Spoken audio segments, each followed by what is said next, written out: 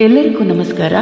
ಗೃಹಲಕ್ಷ್ಮಿ ಯೋಜನೆ ಫಲಾನುಭವಿಗಳಿಗೆ ಮಾತ್ರ ಸಿಗಬೇಕು ಎಂಬ ಕಾರಣಕ್ಕಾಗಿ ಯೋಜನೆ ಪರಿಷ್ಕರಿಸಲು ಸರ್ಕಾರ ಮುಂದಾಗಿದ್ದು, ಹೊಸ ಮಾರ್ಗಸೂಚಿಗಳು ಸಚಿವ ಸಂಪುಟದ ಮುಂದೆ ಮಂಡನೆ ಆಗಲಿದೆ. ಅಲ್ಲದೆ ಎಸ್ಐಆರ್ ಬಳಿಕ ಫಲಾನುಭವಿಗಳ ಪರಿಷ್ಕರಣೆ ಆಗಲಿದ್ದು, ವೋಟರ್ ಐಡಿ ಇದ್ದರೆ ಮಾತ್ರ ಹಣ ಸಿಗಲಿದೆ.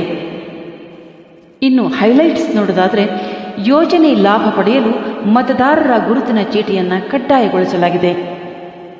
ಉಳಿತಾಯ ಖಾತೆ ಹೊಂದಿರುವುದನ್ನು ಕೂಡ ಕಡ್ಡಾಯ ಮಾಡಲಾಗಿದೆ. ಜಂಟಿ ಖಾತೆಗಳನ್ನು ಯೋಜನೆಗೆ ಪರಿಗಣಿಸದಿರಲು ಕೂಡ ಮಾರ್ಗಸೂಚಿಯಲ್ಲಿ ಉಲ್ಲೇಖಿಸಲಾಗಿದೆ. ಈಗಾಗಲೇ ತೆರಿಗೆ ಪಾವತಿದಾರರು, ನಿಧನ ಹೊಂದಿದವರು, ಸರ್ಕಾರಿ ಉದ್ಯೋಗಿಗಳು ಸೇರಿದಂತೆ ಸುಮಾರು 4.30 ಲಕ್ಷ ಮಂದಿಯನ್ನು ಯೋಜನೆಯಿಂದ ಕೈಬಿಡಲಾಗಿದೆ. ಬೆಂಗಳೂರು ಗೃಹಲಕ್ಷ್ಮಿ ಯೋಜನೆಯ ನವೀಕರಣಕ್ಕೆ ಮತದಾರರ ಗುರುತಿನ ಚೀಟಿ ಕಡ್ಡಾಯಗೊಳಿಸಲು ರಾಜ್ಯ ಸರ್ಕಾರ ನಿರ್ಧರಿಸಿದೆ. ಮತದಾರರ ಪಟ್ಟಿ ಸಮಗ್ರ ವಿಶೇಷ ಪರಿಷ್ಕರಣೆ ಬಳಿಕ ಮತ್ತಷ್ಟು ಹೆಸರುಗಳು ಫಿಲ್ಟರ್ ಆಗುವ ಸಾಧ್ಯತೆ ಇದೆ. ಹೀಗಾಗಿ ಎಸ್ಐಆರ್ ಪೂರ್ಣಗೊಂಡ ಬಳಿಕವೇ ಗೃಹಲಕ್ಷ್ಮಿ ಯೋಜನೆಯ ಪರಿಷ್ಕರಣೆ ಪ್ರಕ್ರಿಯೆ ಆರಂಭಿಸಲು ತೀರ್ಮಾನಿಸಲಾಗಿದೆ. ಆದಾಯ ತೆರಿಗೆದಾರರು, ನಿಧನರಾದವರು ನಕಲಿ ದಾಖಲೆಗಳನ್ನು ನೀಡಿ ಒಂದೇ ಕುಟುಂಬದಿಂದ ಒಂದಕ್ಕಿಂತ ಹೆಚ್ಚು ಅರ್ಜಿದಾರರು ಗೃಹಲಕ್ಷ್ಮಿ ಯೋಜನೆಯ ಲಾಭ ಪಡೆಯುತ್ತಿದ್ದುದನ್ನು ಪರಿಶೀಲಿಸಿ ಅಂಥವರನ್ನು ಫಲಾನುಭವಿಗಳ ಪಟ್ಟಿಯಿಂದ ಕೈಬಿಡಲಾಗಿದೆ. ಈಗ ಮತದಾರರ ಗುರುತಿನ ಚೀಟಿಯನ್ನು ಕಡ್ಡಾಯಗೊಳಿಸಿರುವುದರಿಂದ ಮತ್ತಷ್ಟು ಜರಡಿ ಹಿಡಿಯಲು ಸರ್ಕಾರ ನಿರ್ಧರಿಸಿದೆ. ಹೀಗಾಗಿ ಮತದಾರರ ಪಟ್ಟಿಯಲ್ಲಿ ಯಾರ ಹೆಸರು ರದ್ದಾಗುವುದೋ ಅಂತಹವರು ಸಹಜವಾಗಿಯೇ ಗೃಹಲಕ್ಷ್ಮಿ ಯೋಜನೆಯಿಂದಲೂ ಅನರ್ಹಗೊಳ್ಳುತ್ತಾರೆ. ಗೃಹಲಕ್ಷ್ಮಿ ಯೋಜನೆಯಡಿ ಅರ್ಹರಲ್ಲದವರು ಹಣ ಪಡೆಯುತ್ತಿದ್ದಾರೆ ಎಂಬ ಕಾರಣದಿಂದ ಫಲಾನುಭವಿ ಮರು ಅರ್ಜಿ ಆಹ್ವಾನಿಸಿ ಯೋಜನೆ ನವೀಕರಣಗೊಳಿಸಲು ಸರ್ಕಾರ ತೀರ್ಮಾನಿಸಿದೆ. ಅದರಂತೆ ಎಪಿಎಲ್, ಬಿಪಿಎಲ್ ಕಾರ್ಡ್ ಜೊತೆಗೆ ಮತದಾರರ ಗುರುತಿನ ಚೀಟಿಯನ್ನು ಹೊಂದಿರಬೇಕು. ಅಂತಹವರು ಮಾತ್ರವೇ ಗೃಹಲಕ್ಷ್ಮಿ ಯೋಜನೆಯ ಫಲಾನುಭವಿಗಳಾಗಿರುತ್ತಾರೆ. ರಾಜ್ಯದಲ್ಲಿ ಸದ್ಯ 1.24 ಕೋಟಿ ಗೃಹಲಕ್ಷ್ಮಿ ಫಲಾನುಭವಿಗಳಿದ್ದು, ಯೋಜನೆಯ ಆರಂಭದಿಂದ ಇದುವರೆಗೆ 71,000 ಕೋಟಿ ರೂಪಾಯಿಗೂ ಅಧಿಕ ಹಣ ನೀಡಲಾಗಿದೆ.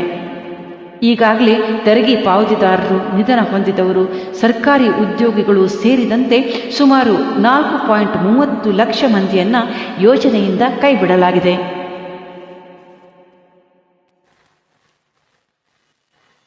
ಜೊತೆಗೆ ನೆರೆ ರಾಜ್ಯಗಳಿಂದ ಬಂದು ಕರ್ನಾಟಕದಲ್ಲಿ, ಅದರಲ್ಲೂ ಬೆಂಗಳೂರಿನಂತಹ ಬೃಹತ್ ನಗರದಲ್ಲಿ ಗೃಹಲಕ್ಷ್ಮಿ ಯೋಜನೆಯ ಲಾಭ ಪಡೆಯುತ್ತಿದ್ದಾರೆ. ಆದ್ದರಿಂದ ಮತ ಚಲಾಯಿಸುವುದು ಅನ್ಯ ರಾಜ್ಯದಲ್ಲಿ, ಸೌಲಭ್ಯ ಪಡೆಯುವುದು ಕರುನಾಡಿನಲ್ಲಿ.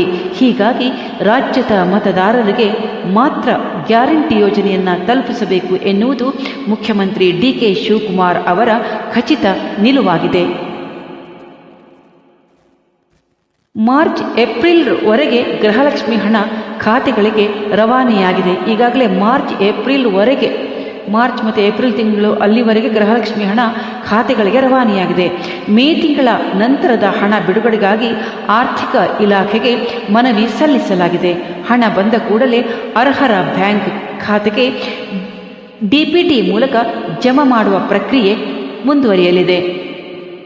ಇದೇ ವೇಳೆ ಅರ್ಹರಾಗಿದ್ದರೂ ತಾಂತ್ರಿಕ ಕಾರಣಗಳಿಂದ ಹೆಸರು ಕೈಬಿಟ್ಟಿರುವವರಿದ್ದರೆ ಅವರು ಸಂಬಂಧಿತ ಇಲಾಖೆಯನ್ನು ಸಂಪರ್ಕಿಸಿ ದಾಖಲೆಗಳೊಂದಿಗೆ ಮರು ಪರಿಶೀಲನೆ ಅರ್ಜಿ ಸಲ್ಲಿಸಬಹುದು. ಆದರೆ ಅರ್ಹರಿಗೆ ಯೋಜನೆ ಕೈ ತಪ್ಪುವುದಿಲ್ಲ ಎಂದು ಅಧಿಕಾರಿಗಳು ಭರವಸೆಯನ್ನು ನೀಡಿದ್ದಾರೆ.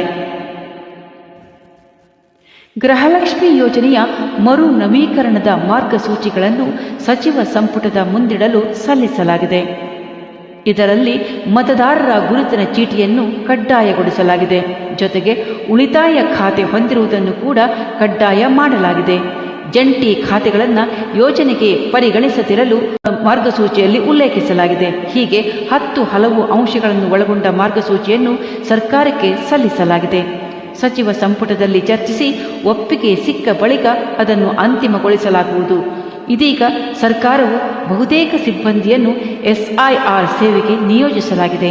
ಹೀಗಾಗಿ ಎಲ್ಲ ಪ್ರಕ್ರಿಯೆ ಪೂರ್ಣಗೊಳಿಸಲು ಇನ್ನೂ ಕಾಲಾವಕಾಶ ಬೇಕಾಗುತ್ತದೆ ಎಂದು ರಾಜ್ಯ ಮಹಿಳಾ ಮತ್ತು ಮಕ್ಕಳ ಅಭಿವೃದ್ಧಿ ಇಲಾಖೆ ಅಧಿಕಾರಿಯೊಬ್ಬರು ಮಾಹಿತಿ ನೀಡಿದ್ದಾರೆ. ಸೊ ಇದುವರೆಗೂ ನಾವು ಗೃಹಲಕ್ಷ್ಮಿ ಹಣ ಯಾವಾಗ ಬರುತ್ತೆ, ಯಾವ ತಿಂಗಳವರೆಗೆ ಬಂದಿದೆ, ಇನ್ನು ಮುಂದಿನ ಹಣ ಇದೆಲ್ಲ ಪ್ರಕ್ರಿಯೆಗಳಾದ ನಂತರನೇ ಬರೋದು. ಸೊ ಅರ್ಹರಾದವ್ರಿಗೆ ಖಂಡಿತ ಈ ಹಣ ಬಂದೇ ಬರುತ್ತೆ. ಸೊ ಯಾರು ಕೂಡ ಚಿಂತೆ ಮಾಡೋ ಅವಶ್ಯಕತೆ ಇಲ್ಲ ಅಂತ ಹೇಳ್ತಾ thank you so much for watching. ಯಾರು ಅರ್ಹರೋ ಅವರಿಗೆ ಖಂಡಿತ ಗೃಹಲಕ್ಷ್ಮಿ ಬಂದೇ ಬರುತ್ತೆ. ಯಾರು ಅನರ್ಹರೋ ಅವರಿಗೆ ಗೃಹಲಕ್ಷ್ಮಿ ಹಣ ಖಂಡಿತ ಬರೋದಿಲ್ಲ. ಸೊ ಇದು ಸರ್ಕಾರದ ಒಂದು ನಿಲುವಾಗಿದೆ. ಕರ್ನಾಟಕದ ಅರ್ಹರಾದವರಿಗೆ ಮಾತ್ರ, ಫಲಾನುಭವಿಗಳಿಗೆ ಮಾತ್ರ, ಅರ್ಹರಾದವರಿಗೆ ಮಾತ್ರ ಗೃಹಲಕ್ಷ್ಮಿ ಹಣವನ್ನು ತಲುಪಿಸಬೇಕು ಎನ್ನುವುದೇ ಸರ್ಕಾರದ ಉದ್ದೇಶವಾಗಿದೆ. ಸೊ ಇದೆಲ್ಲ ಪ್ರಕ್ರಿಯೆ ಆದ ನಂತರ ಮತ್ತೆ ಗೃಹಲಕ್ಷ್ಮಿಯರಿಗೆ ಖಂಡಿತ ಹಣ ಬಂದೇ ಬರುತ್ತೆ. Thank you so much for watching. ಧನ್ಯವಾದಗಳು.